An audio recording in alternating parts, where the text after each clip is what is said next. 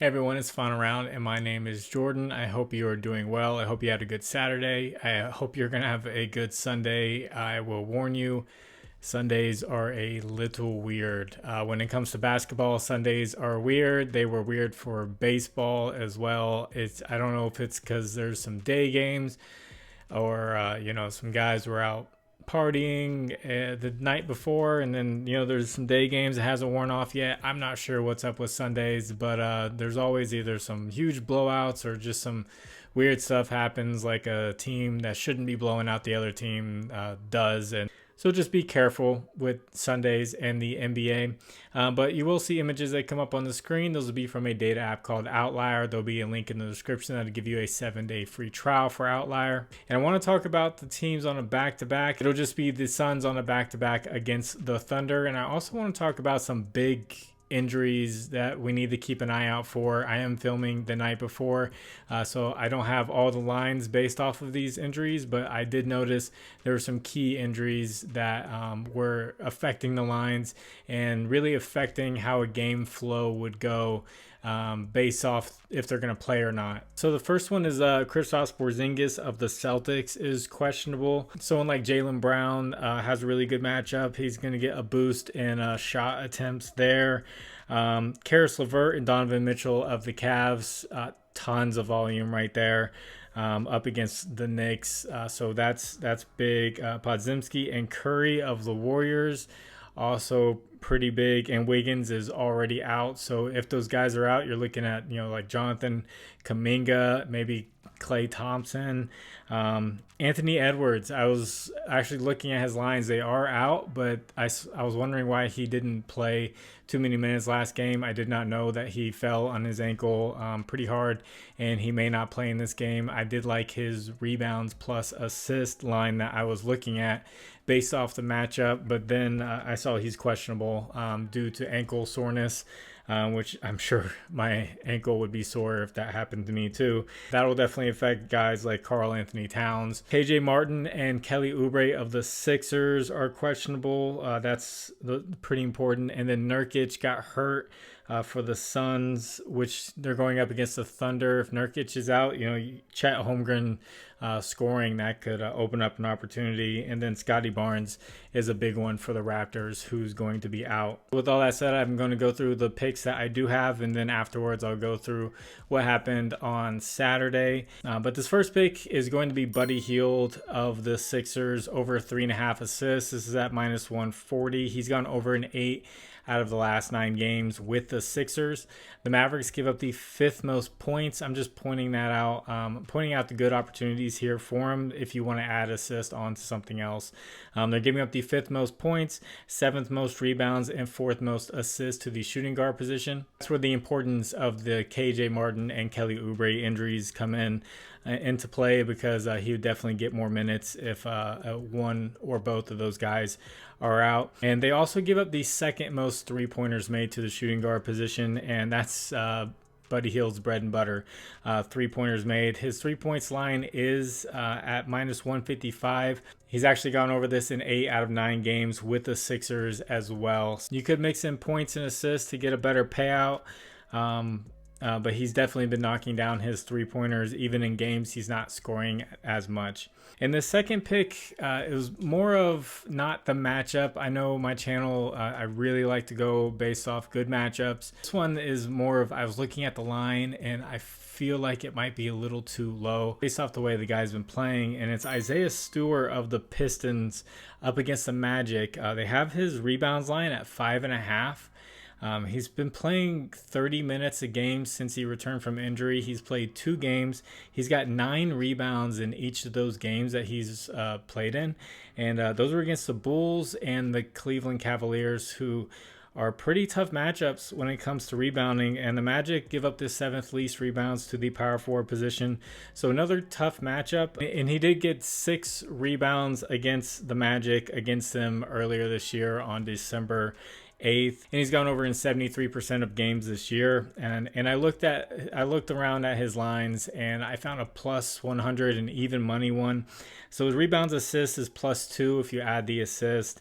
That's at 7.5. Since his return, he got 9, so he didn't get any assist. And then the next game against the Cavaliers, he got 12, so he got the 9 rebounds and 3 assists. And this is at plus money. This isn't something I would play on a prop app. It's something I would take a chance on because he's gone over 70% of games this year. And also this, he went over against the Magic earlier this year. So maybe they're just underestimating him since he's coming back from an injury. Maybe they're afraid of a blowout, so this line's pretty low and they want people to take overs and then the blowout happens. I'm not sure why it's low, but I do feel like it's a good opportunity for Isaiah Stewart, especially just with strictly rebounds. And if you guys could you please like the video? And if you haven't, please subscribe to the channel. If you have a little bit of extra time, could you leave a comment for the algorithm? I appreciate all the comments.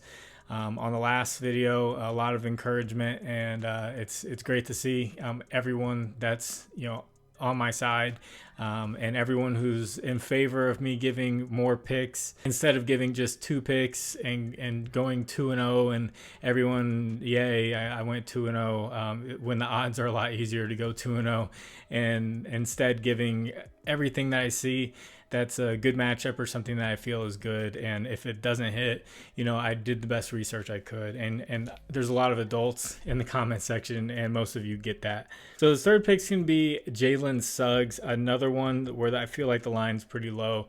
Over 15.5 points, rebounds, and assists. This is at minus 113. The Pistons give up the 3rd most points, and then they give up the 16th most rebounds and 18th most assists to the point guard position. And he's gone over this in 14 out of the last 18 home games, and he's gone over in both games against the Pistons this year. That first game against the Pistons, he didn't score much, but his rebounds and assists were able to push him over this line at 15.5. He has been scoring well as of late, so I was just looking at strictly points, but just to add on, I think it's 5 extra just for rebounds and assists. I think that's a good deal for someone like Jaylen Suggs, who's a hustle type player. His next pick is going to be Gary Trent Jr. of the Raptors. So Scotty Barnes is out. He was the main distributor. He was getting the most assists for the Raptors. People are going to have to pass. I'm not saying Gary Trent's going to be the assist leader for the Raptors. It's probably going to be someone like Emmanuel Quickley or maybe even RJ Barrett. But I saw his assist line was at 1.5 for minus 120, and I felt like that's a pretty good deal for just 1.5 assists. He's gone over in 7 out of the last 9 games, and the Hornets give up the 9th most assists to the shooting guard position. So he's got the good matchup. He was doing it with Scotty Barnes there, and if it means anything, he's played 3 games without Scotty Barnes in his career. That was not this season, and he did go over this line. He got 2, 3, and then 3. So Gary, we just need you to get 2 assists, just 2. Just pass the ball to 2 people and let them score. You can do this, Gary. Let's go, Gary! Start moving! You're blowing everything we trained for! This next pick's gonna be Victor Wembanyama up against the Pacers. I looked at their blocks ranking. They gave up the 16th most blocks to the center position, but I'm not sure if it even really matters when it comes to Victor Wembanyama because teams haven't played against guys like Victor Wembanyama, and his blocks have just taken off as of late. He's gone over in 6 out of the last 7 games, and his blocks line is at 3.5. I looked at his block steals, which was sitting at 4.5 for a while. It's now at 5.5, guys. This blocks and steals line at 5.5 is insane. I don't know where it's going to be, when he's in his prime. Are we going to be looking at like a 9.5 blocks plus steals for Victor Wembanyama when we're betting? But his blocks is still sitting at 3.5. It's at minus 103, so almost even money. I'll take almost even money for him to get 4 blocks in this game. I guess especially against the Pacers, who play at a fast pace, and they're going to take a lot of shots, and he's going to have a lot of opportunities. So I definitely like this bet for Victor Wembanyama, and got 2 pages worth of notes this time, doing it for you guys. The next pick is going to be Miles Turner of the Pacers up against the Spurs. Spurs give up the third most points to the center position. His total points line, he has not been getting to it much as of late, but his first quarter points, he's gone over in 7 straight, and that's at 4.5 first quarter points. And he had 11 against him earlier this year in the first quarter. So he does shoot threes. He can knock down a 3, get a 2. This will be done. But 7 straight, I like that, and the good matchup, fast pace. He's playing a good amount of minutes in the first quarter. I like Miles Turner to go over this mark. And before I get into this last pick, I want to shout out my partners, Underdog Fantasy, Sleeper, ParlayPlay, and ChalkBoard.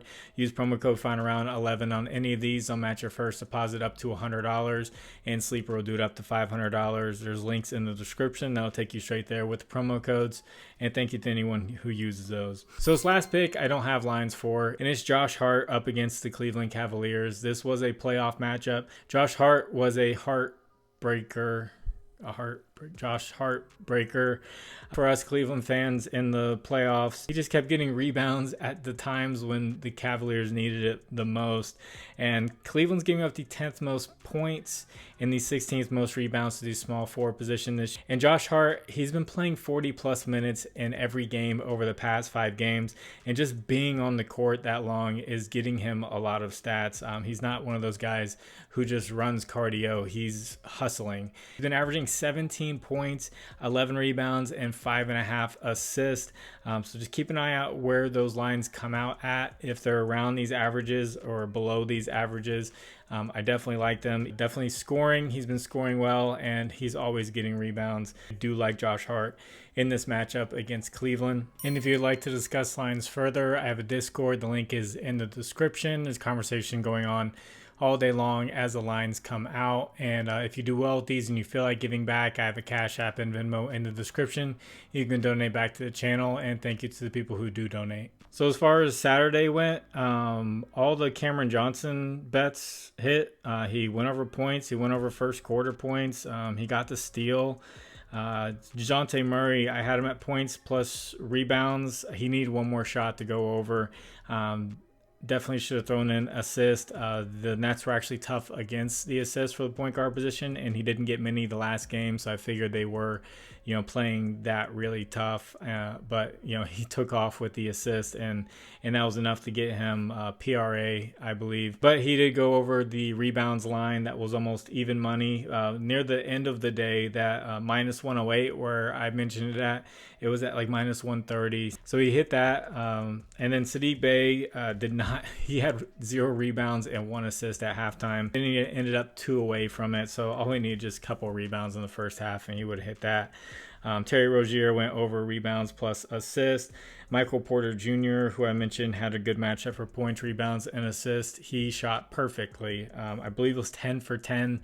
He got 10 rebounds, I believe, and then I don't remember how many assists. I just kind of glanced at his stat line, and I was just amazed at the perfect shooting night. But his matchup was really good, and I mentioned that. And then Jabari Smith Jr., his run has ended for his rebounds, his super rebound streak. When you see a guy like that, you got to keep taking it until he disappoints you, and he definitely disappointed tonight. So 5 of the lines that I gave hit, 2 of them missed. And then the 2 players that I gave went 1 and 1, depending on which lines you took. I still had a guy. I'm telling you guys, I still had a guy come to me, and even though it's technically a winning night, I still had a guy come and say, I rewatched this, and this was a terrible video. And I was just like, dude, I don't know what to tell you. Please go watch a YouTuber that will get every single pick correct every single time. Go watch them. And then tell me about it, because I'll go watch them too. But anyway, these videos are starting to get longer and take longer to edit. So God bless you all. It's Final Round. My name is Jordan. I'll catch you on the next one. Bye.